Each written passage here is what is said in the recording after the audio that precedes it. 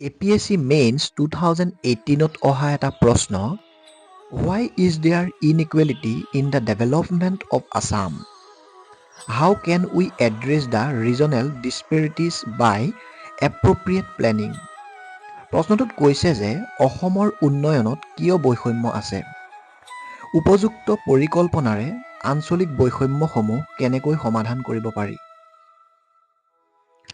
বিশেষকৈ আৰ্থ-সামাজিক বিকাশৰ ক্ষেত্ৰত আঞ্চলিক বৈষম্য এক সৰ্বব্যাপী পৰিঘটনা। আৰ্থিকভাৱে অসম অন্যতম অস্বস্তিকৰ ৰাজ্য।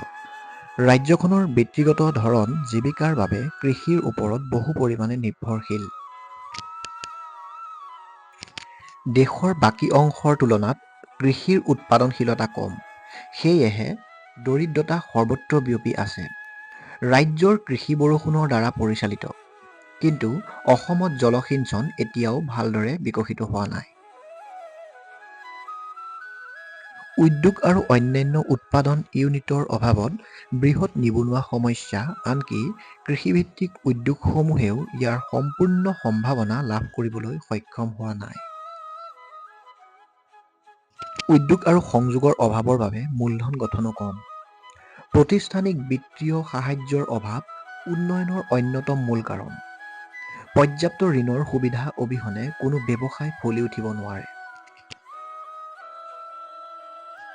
উন্নয়নমূলক বৈষম্য কম কৰিবলৈ আগবাঢ়ি যোৱাৰ পথ। হ্ৰস্বম্যাদী আৰু দীৰ্ঘম্যাদী দুয়োটা পৰিকল্পনাৰ প্ৰয়োজন। ৰাজ্যই প্ৰথমে পথ, দলং আদি আন্তঃগাঁথনি উন্নয়নত গুৰুত্ব দিব লাগে। যুৱক-যুৱতীসকলক ঔদ্যোগিক চাকৰিৰ বাবে সাজু কৰি তুলিবলৈ দক্ষতা বিকাশক অগ্ৰাধিকাৰ দিয়া উচিত।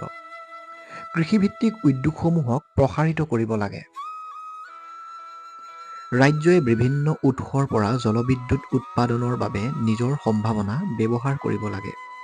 বানপানীৰ স্থায়ী সমাধান। শস্যৰ বৈচিত্ৰতাক প্ৰসাৰিত কৰিব লাগে। ইয়াৰ বাবে সকলো বতৰত জলসিঞ্চনৰ সুবিধাৰ প্ৰয়োজন। সামৰণি কনক্লুজন। আঞ্চলিক লগতে ৰাষ্ট্ৰীয় অৰ্থনীতিলৈও অৰিহণা যোগোৱাত তেওঁলোকৰ প্ৰচেষ্টাক সহায় কৰিব পৰাকৈ অসমৰ উন্নয়নৰ সম্ভাৱনা আৰু সম্পদ বেলেগ।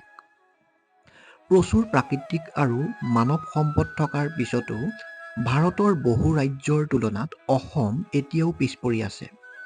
এই ৰাজ্যসমূহৰ মানুহ বিভিন্ন আৰ্থ-সামাজিক সূচকত বঞ্চিত।